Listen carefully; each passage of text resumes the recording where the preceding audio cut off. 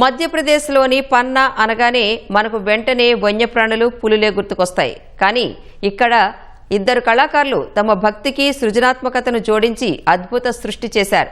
రామనామాన్ని సూక్ష్మంగా రాస్తూ ఏకంగా రామచరిత్ మానస్లోని ఘట్టాలను కళ్లకు కట్టినట్లు చిత్రించి అద్భుత కళాఖండాన్ని తీర్చిదిద్దారు. ఆ చిత్రాల ప్రత్యేకత ఏంటో, ఈ అద్భుతాన్ని వారెలా సాధించారో ఈ కథనంలో చూద్దాం. గుల్షన్ శ్రీవాస్తవ, లల్లు లాల్ జదియా ఇద్దరూ ప్రాణ స్నేహితులు.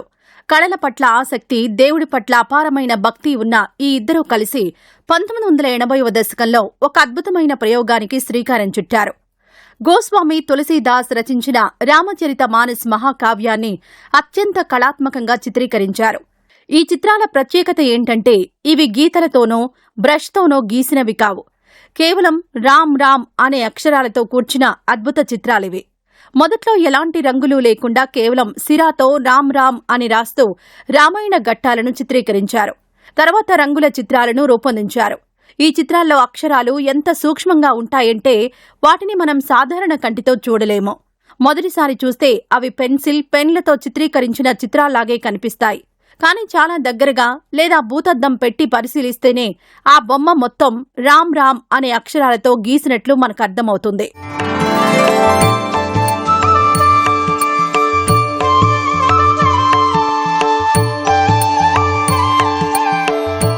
ఈ ఇద్దరు స్నేహితులు కేవలం రామచరిత మానస్ మాత్రమే కాకుండా భగవద్గీత, శివ పురాణాలకు సంబంధించిన ఘట్టాలను కూడా ఇదే తరహాలో కళాత్మకంగా చిత్రీకరించారు.